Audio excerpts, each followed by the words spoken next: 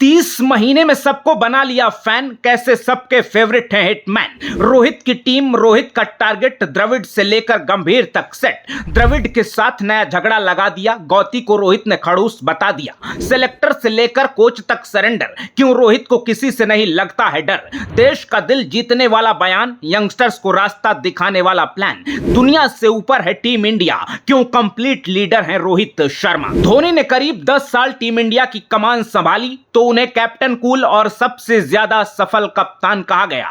कोहली ने करीब 8 साल तक टेस्ट मैच में कप्तानी की तो मोस्ट सक्सेसफुल टेस्ट कैप्टन का टैग और टेस्ट में टीम इंडिया का इंटेंट बदलने का क्रेडिट मिला। लेकिन रोहित शर्मा ने सिर्फ 2.5-3 साल में सबका दिल जीत लिया। इंडियन क्रिकेट में धोनी और कोहली की अपनी अपनी जगह है, लेकिन कप्तान के रूप में रोहित शर्मा की एक्सेप्टेंस और पॉपुलैरिटी का ग्राफ सबसे तेज भाग रहा है। 24 महीनों में इतनी कहानियां बनी जिनका कोई हिसाब नहीं। हो सकता है कुछ लोग एग्री ना करें, लेकिन रोहित का दौर अलग ही लेवल पर चल रहा है। रोहित को सीनियर्स से लेकर यंगस्टर्स तक सबका सपोर्ट मिला है। क्रिकेट को अच्छे से फॉलो करने वाले लोग जानते हैं कि शुरुआती दिनों में कहा जाता था रोहित अपने टैलेंट को जस्टिफाई नहीं कर पा रहे हैं। सब मानते थे कि वो क्लास प्लेयर हैं, लेकिन कंसिस्टेंसी के लिए सवाल पूछे जाते थे। एक बार वो दौर गुजरा तो रोहित ने अपना नाम फैंस के दिल पर लिख दिया। रोहित एक ब्रांड बन गए, उनके नाम से वर्ल्ड क्लास बॉलर्स खौफ खाने लगे।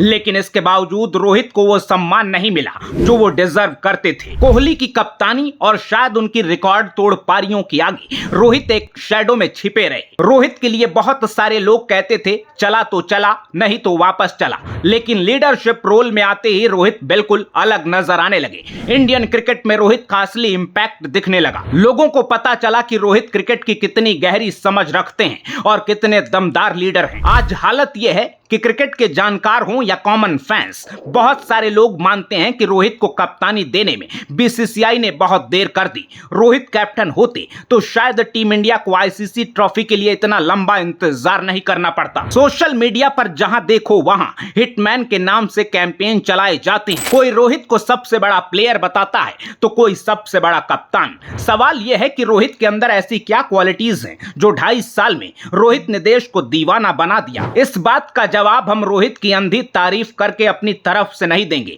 बल्कि आज हम T20 वर्ल्ड कप जीतने के बाद रोहित के सबसे बड़े इंटरव्यू की कहानी बताएंगे और उसी से डिकोड करेंगे रोहित की लीडरशिप स्टाइल को। सबसे पहले आपको रोहित का गंभीर पर बड़ा बयान बताते हैं। रोहित से इंटरव्यू में पूछा गया कि द्रविड़ और गंभीर में क्या फर्क है, तो रोहित ने जवाब दिया कि हर कोई राहुल भाई जैसा नहीं हो सकता, उनके सोचने का तरीका बिल्कुल अलग है। मैं गौती भाई के साथ लंबे टाइम तक खेला हूं, उनको अच्छे से जानता हूं, वो खड़ूस प्लेयर रहे हैं। अब बहुत सारे लोग सोच रहे होंगे कि क्या रोहित ने अपने कोच गंभीर को खड़ूस यानी रूड बोल दिया, तो ऐसा बिल्कुल नहीं है। रोहित का ये खड़ूस मुंबई वाला खड़ूस है, जहां क्रिकेट में खड़ूस होने का मतलब है कि अपने गोल पर फोकस रखने वाला, पिच पर जमकर ज्यादा से ज्यादा रन बनाने वाला, क्योंकि ऐसा प्लेयर सामने वाली टीम और बॉलर्स के लिए खड़ूस नजर आता है। रोहित ने भी यही कहा कि गंभीर जब खेलते थे तो उन्होंने बहुत सारे मुश्किल रन बनाए। गौती भाई हर हाल में जीतना चाहते थे, इम्पैक्ट डालना चाहते थे, हम भी वही चाहते हैं, बस सबका अपना अपना तरीका होता है। हम सबको पता है कि राहुल द्रविड़ के साथ रोहित का कैसा बॉन्ड रहा। वनडे वर्ल्ड कप के बाद कैसे रोहित की एक कॉल पर द्रविड़ ने कोचिंग कंटिन्यू करने का फैसला किया और चलते चलते रोहित राहुल की जोड़ी ने कैसे इतिहास रचा। द्रविड़ और रोहित की प्रोग्रामिंग लगभग सिमिलर है, लेकिन गंभीर का सिस्टम डिफरेंट होने के बाद भी रोहित अच्छी ट्यूनिंग बिठा लेते हैं। सबसे अच्छी बात यह है कि जो जैसा है उसे वैसा कहने में हिटमैन को कोई हिचक नहीं होती, और इससे पता चलता है कि रोहित शर्मा की लीडरशिप की सबसे बड़ी और सबसे पहली क्वालिटी है स्ट्रेट फॉरवर्ड पर्सनैलिटी। कोच वाले सवाल के बाद रोहित शर्मा ने अपने इस इंटरव्यू में ट्रोलर्स को करारा जवाब दिया। ऐसे लोग जो फेवरेटिज्म या पॉलिटिक्स करने का आरोप लगाते हैं। रोहित ने एक लाइन में सिलेक्शन की पूरी कहानी बता दी। रोहित ने कहा, हम यहाँ कोई एजेंडा नहीं चलाते, किसको खिलाना है किसको बेंच पर बिठाना है ये फैसला फैसला टीम कॉम्बिनेशन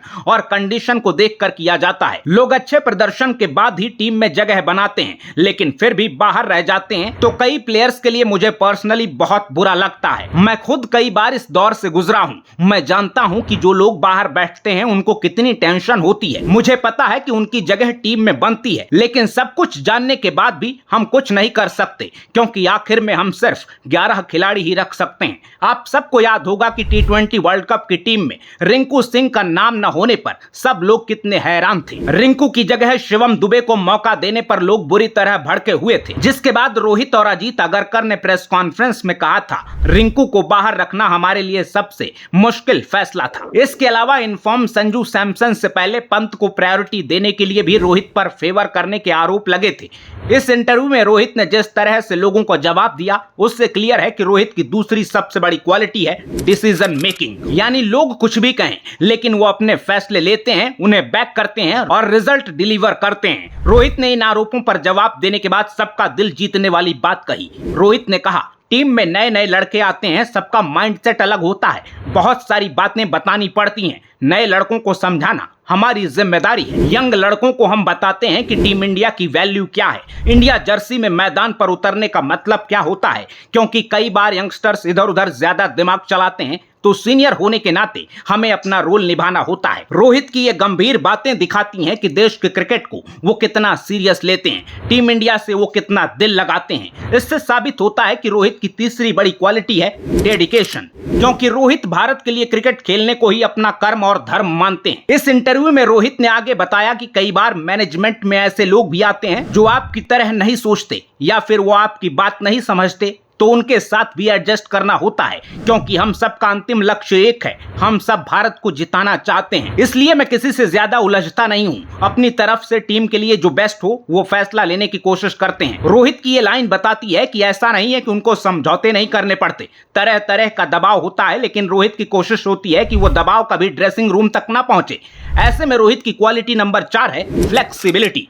इसके बाद रोहित से सबसे जरूरी सवाल हुआ कि आखिर ये सारे गुण क्या कप्तानी मिलने के बाद विकसित हुए हैं, तो रोहित ने जवाब दिया ऐसा नहीं है। जब मैं कैप्टन नहीं था तब भी साथी खिलाड़ियों से बराबर बात करता था, जहां जरूरी हो अपने इनपुट रखता था, कई लोगों को गेम के बारे में भी सलाह दी। तो ऐसा नहीं है कि कप्तानी से कुछ बदल गया। मेरे लिए एक प्लेयर के तौर पर खेलने या कैप्टन के रूप में खेलने में ज्यादा फर्क नहीं है। मैं तब भी अपना 100% देता था और आज भी वही करता हूं। पता नहीं कितने लोग मानेंगे, लेकिन यह सच है कि रोहित सुस्त होने की इमेज के साथ भी सुपर एक्टिव प्लेयर है। फिटनेस पर ट्रोल होते हैं लेकिन शानदार फील्डर है। यह दिखाता है कि रोहित की क्वालिटी नंबर 5 है फोकस।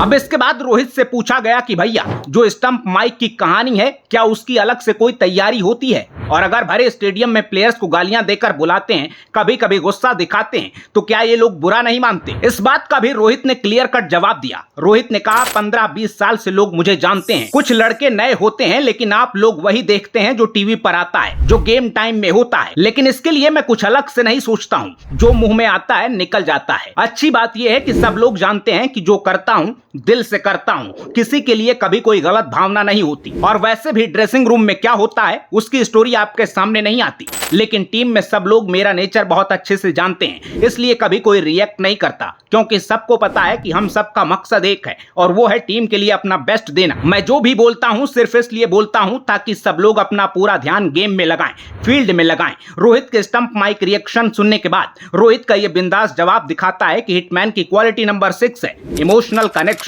कैप्टन रो अपने प्लेयर्स के साथ ड्रेसिंग रूम में लंबी बात करते हैं, जो बेंच पर बैठे होते हैं उनसे अलग से चर्चा करते हैं और इसी स्ट्रॉन्ग रिलेशन की वजह से टीम पर मजबूत कमांड रखते हैं। जियो सिनेमा के इस इंटरव्यू में रोहित से एक और अहम सवाल हुआ जिसे लेकर अक्सर कंट्रोवर्सी बनती है। जब कभी भी किसी प्लेयर को रेस्ट दे दिया जाता है, कभी किसी को महीने भर का ब्रेक दिया जाता है। बीसीसीआई इसे वर्कलोड मैनेजमेंट का नाम देता है और आजकल ये टर्म बहुत ट्रेंड में है, लेकिन कई दिग्गज प्लेयर इसे ड्रामा बताते हैं। इस बात पर रोहित ने कहा आज की क्रिकेट पहले जैसी नहीं है, लोग सोचते हैं कि क्या है ये वर्कलोड, लेकिन कई ऐसे प्लेयर हैं जो तीनों फॉर्मेट में फिट होते हैं और टीम के लिए इंपॉर्टेंट हैं, तो देखना पड़ता है कि लोग इंजर्ड ना हो जाएं, हमारे पास अच्छा बैकअप पूल हो। इंग्लैंड सीरीज में हमने देखा राहुल जडेजा के साथ कई प्लेयर इंजर्ड हो गए, तो इसी मैनेजमेंट की वजह से इंग्लैंड सीरीज में हमने अच्छा परफॉर्म किया। लेकिन इस तरह के क्राइसिस को अवॉइड करने के लिए ही वर्कलोड मैनेज करना जरूरी है। बहुत कम लोगों को पता होगा, लेकिन वर्कलोड देखने के लिए हमारे साथ अलग टीम होती है, वो जैसा बताती है हम अपनी जरूरत के हिसाब से वैसे फैसले करते हैं। अब टीम की रिक्वायरमेंट को समझने के साथ रोहित का ये फ्यूचरिस्टिक अप्रोच बताता है कि उनकी क्वालिटी नंबर 7 है विजन। ये सारी बातें हमने आपको रोहित के इंटरव्यू के आधार पर बताई, लेकिन 2 साल के पीरियड में रोहित ने जिस तरह से टीम को ट्रांसफॉर्म किया है वो दिखाता है कि एक लीडर के अंदर जितनी भी खूबियां हो सकती हैं, रोहित के अंदर वो सब कुछ हैं और करोड़ों फैंस के बीच उनकी दीवानगी की कोई दूसरी वजह नहीं। रोहित के नाम इस स्पेशल स्टोरी पर आप क्या कहेंगे कमेंट बॉक्स में जरूर बताइएगा। और अगर आप भी मानते हैं कि रोहित एग्जाम्पल सेट करने वाले लीडर हैं तो हिटमैन के सपोर्ट में वीडियो को शेयर करना बिल्कुल ना भूलिएगा। अपना ख्याल रखिए, आते रहिए, जय हिंद।